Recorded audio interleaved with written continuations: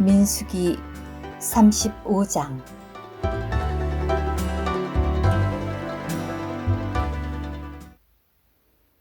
여호와께서 여리고 맞은편 곧 요단강가의 모압 평원에서 모세에게 말씀하셨다. 너는 이스라엘 자손에게 명령하여 그들이 소유할 유업 가운데서 레위인들이 거주할 성들을 주게 하여라. 그리고 레위인들에게 그 성들 주변의 초지도 주어야 한다. 그리하여 그 성들은 레위인들이 거주할 곳이 되게 하고 그 초지들은 그들의 가축과 재산과 모든 짐승을 위한 곳이 되게 해야 한다. 너희가 레위인들에게 주어야 할 성들의 초지는 성벽에서부터 밖으로 사방 1000규빗이다. 너희는 성을 중심으로 하여 성 밖 동쪽으로 2000규빗, 남쪽으로 2000규빗, 서쪽으로 2000규빗, 북쪽으로 2000규빗을 측량해야 한다. 이것이 그들의 성들에 딸린 초지가 되어야 한다. 너희가 레위인들에게 줄 성들 가운데 6은 도피성이 되게 하여 사람을 죽인 이가 그곳으로 피신할 수 있게 해야 한다. 그리고 이와는 별도로 42성을 더 주어야 한다. 너희는 레위인들에게 48성과 그 초지를 주어야 한다. 너희가 이스라엘 자손의 소유 가운데서 성들을 줄 때에 큰 지파에게서는 많이 떼어주고 작은 지파에게서는 적게 떼어 주어야 한다. 각 지파가 유업으로 받을 몫에 따라 자신들의 성들 가운데서 얼마를 레위인들에게 주어야 한다. 여호와께서 모세에게 말씀하셨다. 너는 이스라엘 자손에게 전하여라. 그들에게 이렇게 말하여라. 너희가 요단강을 건너 가나안 땅에 들어가면 너희를 위해 몇몇 성을 도피성으로 지정하여 과실로 사람을 죽인 이가 그곳으로 피신할 수 있게 해야 한다.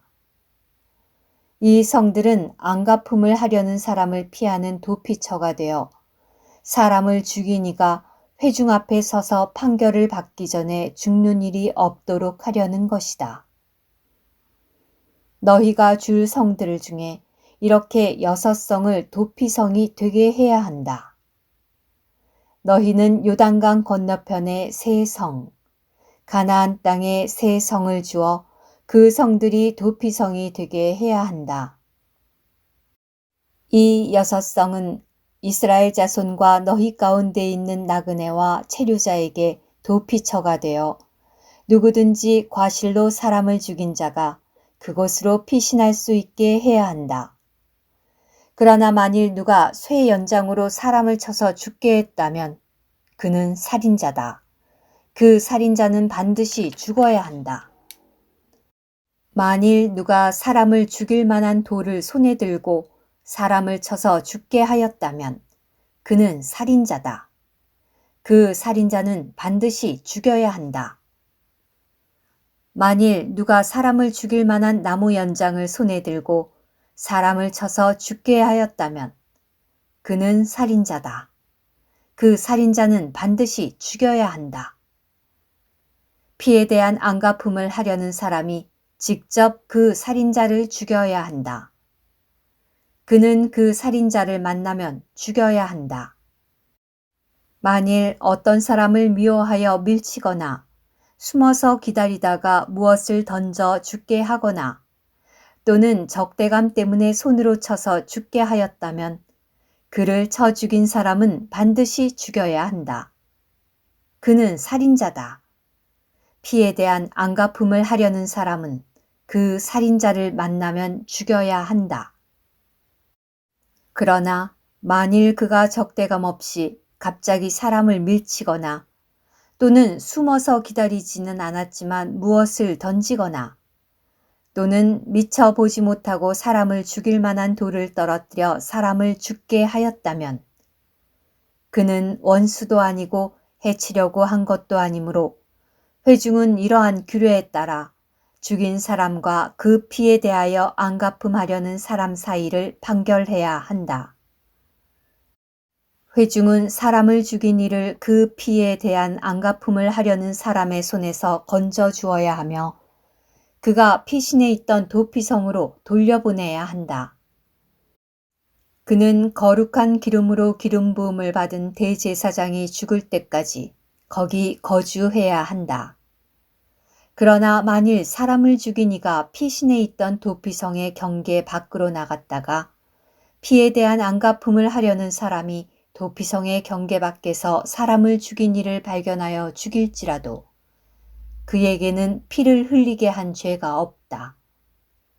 왜냐하면 사람을 죽인 이는 대제사장이 죽을 때까지 도피성에 머물러 있어야 하기 때문이다.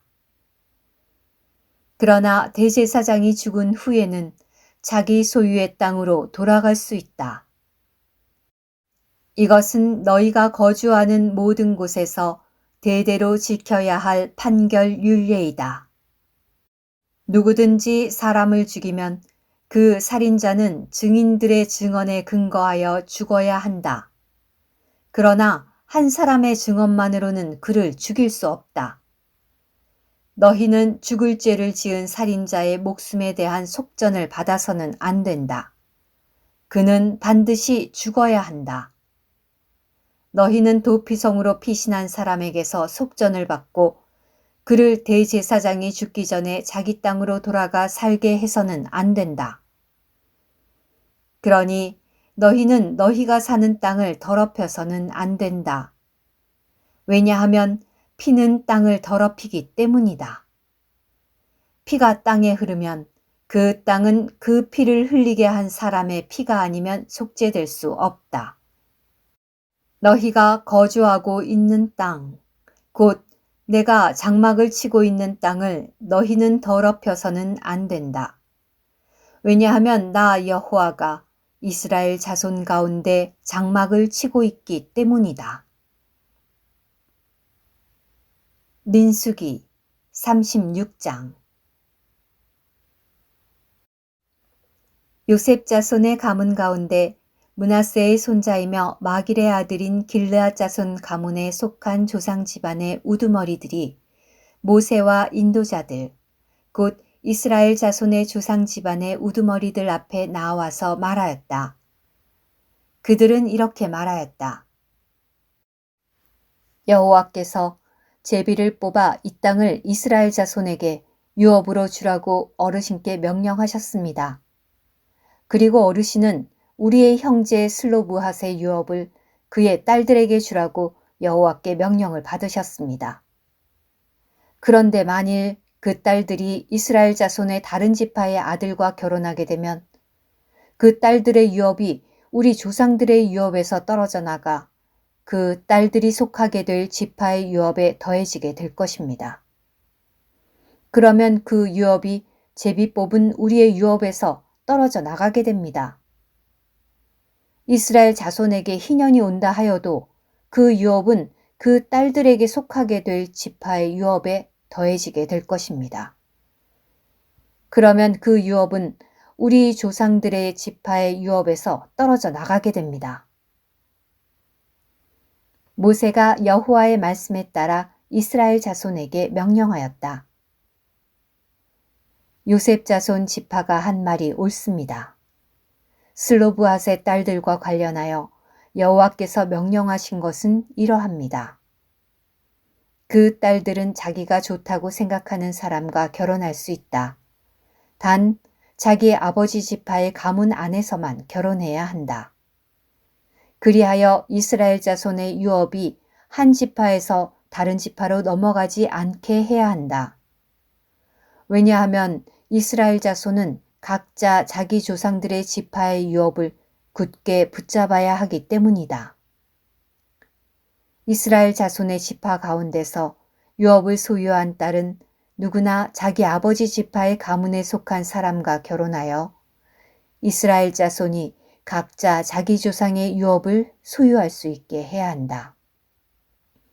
그리하여 유업이 한 지파에서 다른 지파로 넘어가지 않게 해야 한다. 왜냐하면 이스라엘 자손의 지파의 각 사람은 자기의 유업을 굳게 붙잡아야 하기 때문이다. 슬로브핫의 딸들은 여호와께서 모세에게 명령하신 그대로 하였다. 즉 슬로브핫의 딸들인 말라와 디르사와 호글라와 밀가와 노아는 자기 삼촌의 아들들과 결혼하였다. 그 딸들이 요셉의 아들인 므낫세 자손의 가문 안에서 결혼하였으므로 그 유업은 자기 아버지 가문의 지파에 남아있게 되었다. 이상은 여호와께서 여리고 맞은편 곧 요단강가의 모압 평원에서 모세를 통하여 이스라엘 자손에게 명령하신 계명과 규례이다. 오늘의 말씀 한 구절. 민수기 35장 6절. 너희가 레위인들에게 줄 성들 가운데 6은 도피성이 되게 하여 사람을 죽인 이가 그곳으로 피신할 수 있게 해야 한다. 그리고 이와는 별도로 42성을 더 주어야 한다.